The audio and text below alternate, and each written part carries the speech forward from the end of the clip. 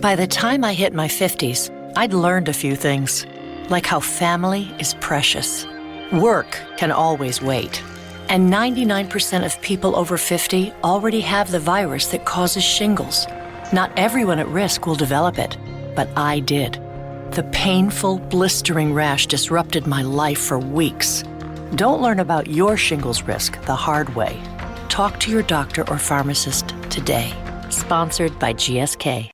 Ryan Reynolds here from Mint Mobile with a message for everyone paying big wireless way too much. Please, for the love of everything good in this world, stop. With Mint, you can get premium wireless for just $15 a month. Of course, if you enjoy overpaying, no judgments, but that's weird. Okay, one judgment. Anyway, give it a try at mintmobile.com/switch.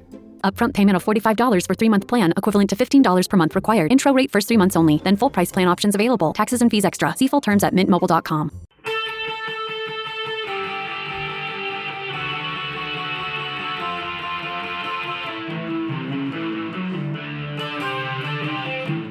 This is the Daily Blast from the New Republic, produced and presented by the DSR Network. I'm your host, Greg Sargent.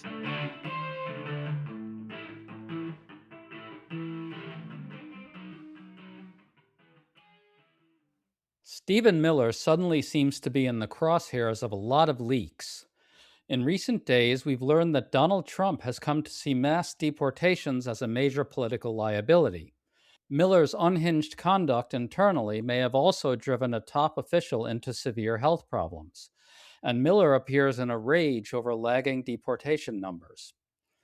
So how is Miller's overall project going right now? What's coming next? We think the signs are mixed. It's very plausible that Miller is not coming close to realizing his true designs. So we're parsing through all this with one of our favorite Miller watchers, Chris Newman, counsel for the National Day Laborer Organizing Network.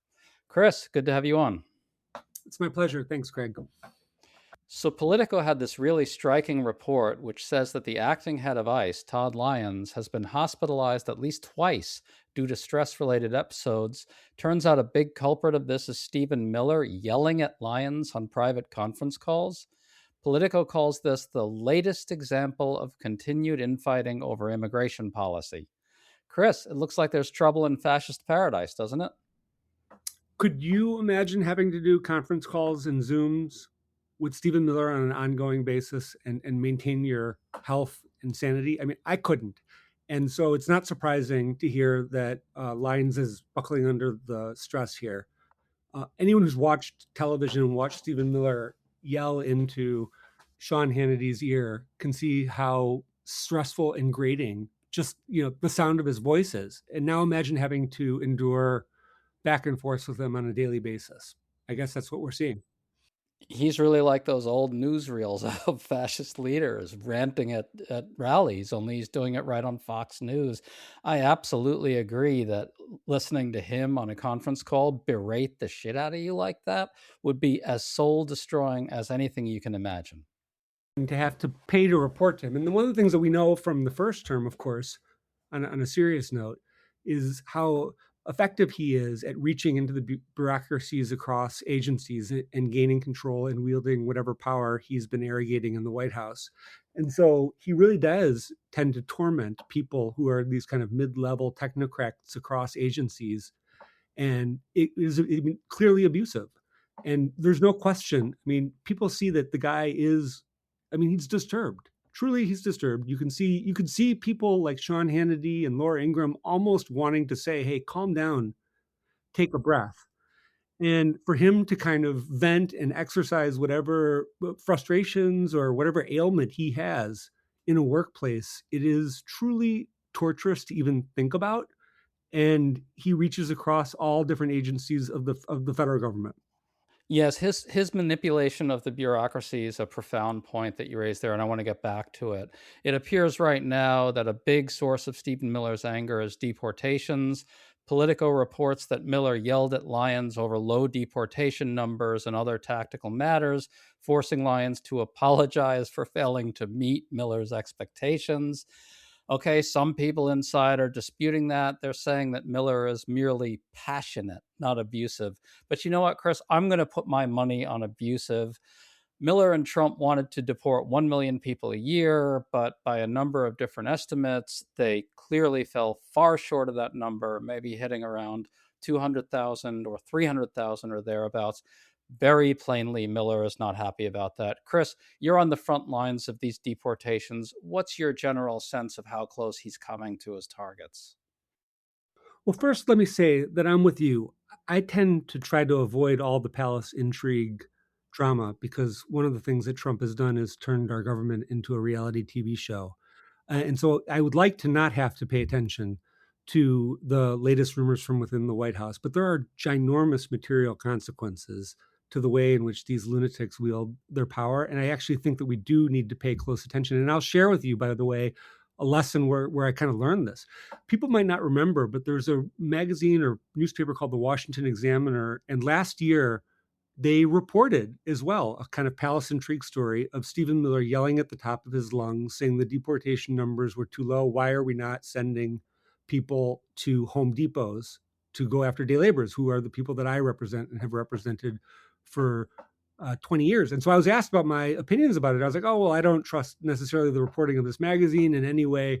It's gossip within inside the walls of the palace. And then shortly thereafter, masked men were deployed all around the country to terrorize day laborers at Home Depots. And this type of reporting had a real impact. And so, we do need to pay attention to it. And I'm not going to allow false hope to set in. But the fact that there's this kind of leaking going both ways and a kind of crack, in a sense, I hope is a good thing. But you could also imagine it cutting the other way. You could also imagine Stephen Miller, lashing out in bizarre, maniacal ways. But it is something we have to pay attention to.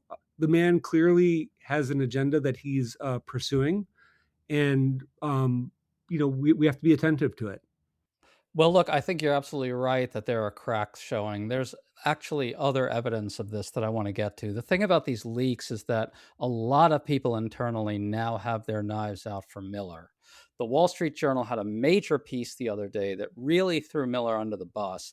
It reported that Trump is privately telling advisors that he wants a new approach on immigration. He wants people to talk more about going after bad guys and not to use the words mass deportations. Chris, tellingly, White House Chief of Staff Susie Wiles now sees the deportations as a liability in the midterms. Now, I want to acknowledge up front that Trump's feints of a pivot are often bullshit, but this time it's clear that they've concluded that Miller's agenda has become a serious political problem for them. Miller has always believed his fascism would be very popular, so it's noteworthy that a lot of insiders are letting the world know and trying to let Trump know that this is a catastrophe for them. What do you make of that?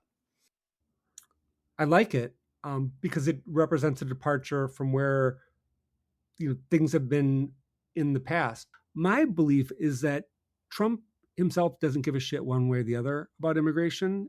He never did. He kind of recognized during a kind of call and response during the campaign in 2016 that the build a wall stuff was useful, and I think he just as easily could have gone the other way if saying pass the Dream Act got a call and response. He could have gone that way, but he employed Stephen Miller, and an accommodation was made because Trump continued to kind of gain politically by his scapegoating and demagoguery and his kind of effective, pulling of the levers and dismantling of protections within the federal government. But it does seem that, and so as long as Trump was in some ways benefiting or believed to be benefiting, Stephen Miller was kind of given the ability to kind of do whatever he wanted in terms of his deranged agenda. And I think now the signs that accommodation no longer works is potentially hopeful, because my sense is if Stephen Miller is ejected from the White House, I really do think anything is possible. In part because I think Trump is, in fact, so crazy, and I think he is crazy enough to spin in any direction. And I think that the most destructive single individual in the Trump administration orbit over the last 10 years has been Miller. And if he leaves, I think that would be a good thing. I mean, in essence, and I know I'm going on here, but in essence, I think the key question that we don't know the answer to is Is Stephen Miller a host of The Apprentice, or is he a guest on The Apprentice? Because if he's a host, we're stuck with him for 3 more years. But if he's a guest and he gets fired and kicked off the island or whatever, who knows what comes next? To stay up to date on all the news that you need to know, there's no better place than right here on the DSR network. And there's no better way to enjoy the DSR network than by becoming a member.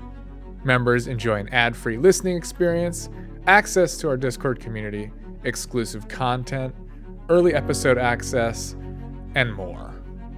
Use code DSR26 for a 25% off discount on sign up at thedsrnetwork.com. That's code DSR26 at thedsrnetwork.com/buy. Thank you and enjoy the show.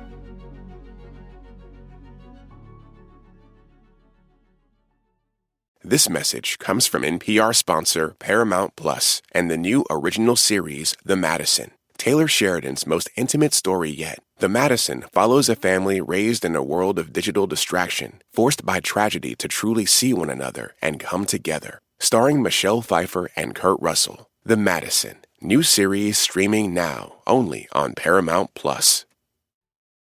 Yeah, I think that is a reasonable way to think about the situation. Donald Trump absolutely does believe in all the white nationalist horse shit. He believes in the Western civilizational stuff, but his commitment to that stuff is kind of skin deep. And I think that's the real essence of this.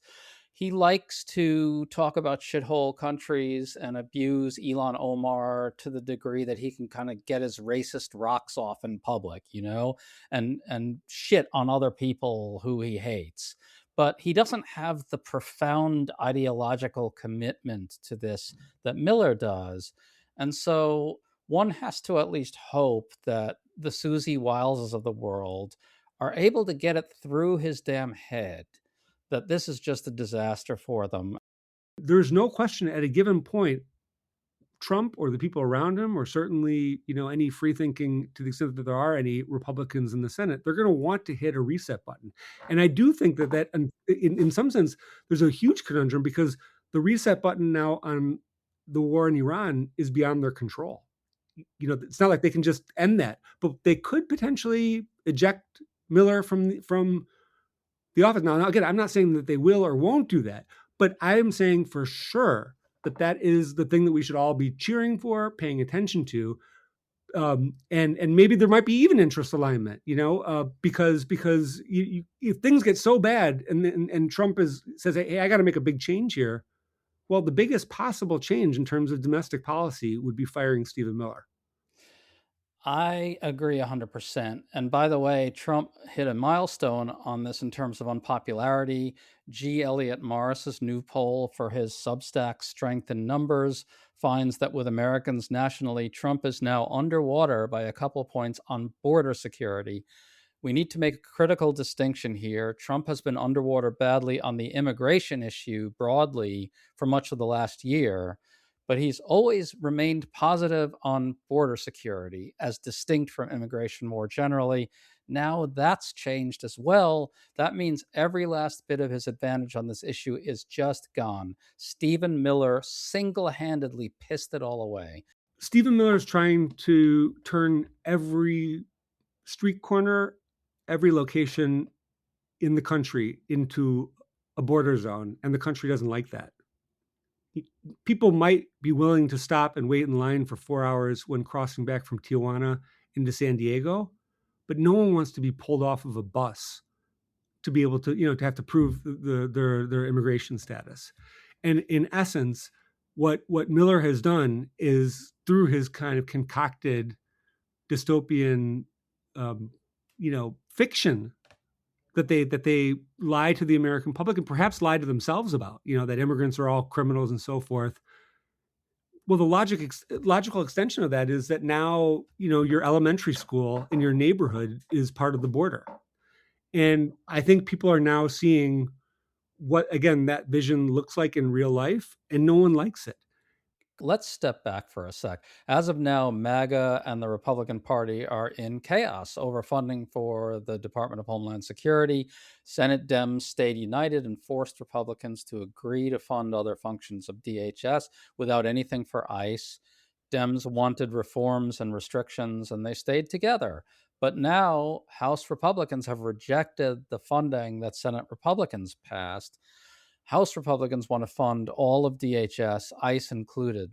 Chris, I think it's a key tell in a global sense that Democrats are now united on their approach to DHS and ICE, while Republicans are divided over it and fracturing. What's your take on what's happening there? It's confusing in part because I can't remember the last time the Democrats have enjoyed a legislative victory on immigration, period. To the extent that Democrats are uniting, or to the extent that they are exercising power and turning the tide, it's power that's being given to them from people on the streets. And it started right in my hometown of Los Angeles, went to Chicago, went to Minneapolis, and there is a power that is being generated by people going, helping one another, taking back democracy from the bottom up, from the outside in. And I'm not going to look into Chuck Schumer's soul in terms of how he's doing his maneuvers, but he's been given power by people on the streets. And I think there's an expectation that he use it. And I think it's important that we continue to raise expectations on people like Schumer and Jeffries in particular. I think that's a really important point. And in fact, it brings me to the final question here. If you look at the current situation, big picture, and you squint, you can see a way that Miller might be able to get a whole lot more deportations in the next year. He seems to be securing a whole new system of prison camps, enormous warehouses, which would allow him to massively increase the numbers in detention.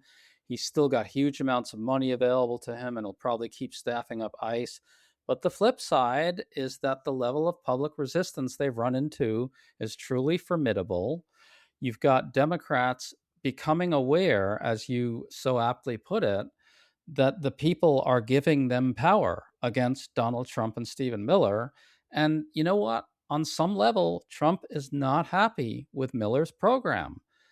I think that's pretty obvious by now, by all these leaks. And so it's a little hard to tell which way this is going to go. I can see it continuing to go south for them. What's your overall take? As long as people keep demonstrating, keep their cameras on, and revealing all the terrible things that ICE is doing, I think things will continue to go our way, because we can speculate all we want about the palace intrigue, but the presence of Miller puts Trump in a kind of inexorable dilemma when it comes to deportations. They want a huge total number of deportations, mass deportations, right? But they also want to be able to say that they are prioritizing getting the so-called worst of the worst. They cannot do both of those things at the same time. And in fact, in trying to do both of those things, ironically, they're turning the country against mass deportations. Certainly the numbers are down from the Republican convention when people were wearing signs. And also, just importantly, they're undermining the ability to actually have a functioning law enforcement system that does in fact prioritize public safety. And I can tell you in my own life, I mean, there are people that I know in law enforcement that maybe initially were even Trump voters that are saying, hey, you know what? These knuckleheads at ICE are giving all of us a bad name. And so the people that actually are charged with public safety, police, sheriffs around the country, and people who are not necessarily totally committed to an ideological project, but are more committed to kind of just getting through every day and keeping their community safe, are starting themselves to see how ICE is in conflict. The expansion of ICE is literally in conflict with the goal of community safety. And so I think, the one person who most kind of personifies that inexorable dilemma or contradiction, or whatever you want to call it, for Trump is Stephen Miller. And you can, there's different ways in which it could maybe arrive at Trump's kind of addled mind, whether it's the kind of political pressure, whether it's another shooting, whether it's another atrocity, or whether it's just people being annoyed by ICE agents at O'Hare Airport. At a given point, Trump is going to say, the guy who got me into this mess was Stephen Miller. Chris Newman, that is really brilliantly put. I've said this before on the show, and I'll say it again. For Stephen Miller, he has to prioritize removing the non-criminals over going after the criminals because it's the only way to get the numbers he needs to do the ethnic re-engineering of the country that he so badly craves.